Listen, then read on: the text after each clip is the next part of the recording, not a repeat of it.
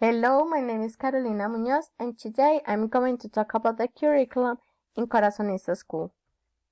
First, what is a curriculum? Curriculum is a way of understanding the logical path of education, since it permits us to create an objective point of view in the processes that are developed inside the school, in which the student can be incorporated as an active role and allowing to integrate another factors of the context, focusing in having as a result the integration of a student, teacher, topic, and context.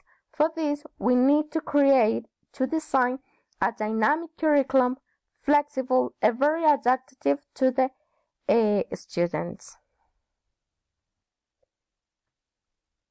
Corazonista School Curriculum. Corazonista School focuses on designing a curriculum in which the aspect of tolerance, trust, free participation, constant work, and organization are included. With this purpose, the school aims to reinforce the principles of the community, educating through love and companionship, potentializing every aspect of the students, looking for a cognitive, psychological, sensorial, and motor competences. Therefore, a significant curriculum is outlined there which responds to the pupils' needs, taking into account their intellectual capacity, their cognitive process, mental schemes, and didactics. All of this together will allow the development of thinking and having as a result a significant process. To develop an optimal communicative competence, Corazonista School curriculum focus on linguistic, sociolinguistic, discourse, and strategic competences.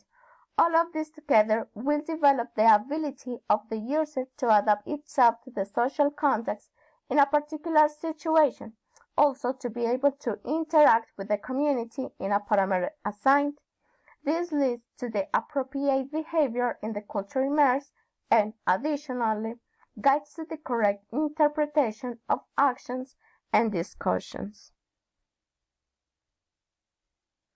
Corazonista curriculum integrates in its design the immersion of the student in different situations in which they will be able to express themselves and put into practice the learned knowledge, having as a result a creation of optimal interexchange of knowledge and interpreting language utterances which are appropriate in a particular context and language use.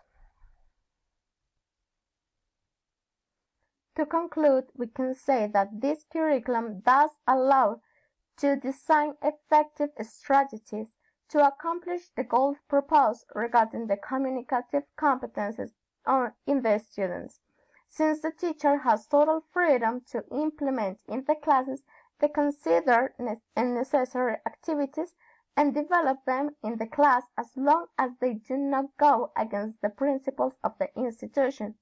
In this manner, educators can dedicate as much time of the class as needed to reinforce communicative competences through activities such as exposition, storytelling, descriptions, defending a specific point of view, in debate, and also in dialogues with their classmates and their professors.